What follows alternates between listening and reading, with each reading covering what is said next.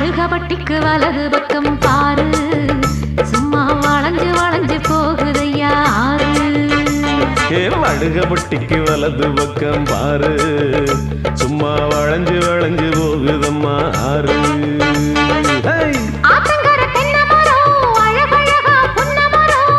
புருஷனை கேட்டுக்கம்மா 10ஆம் மாசம் புள்ள வரும் மழை வரும் வடுகபட்டிக்கு வலது பக்கம் பாரு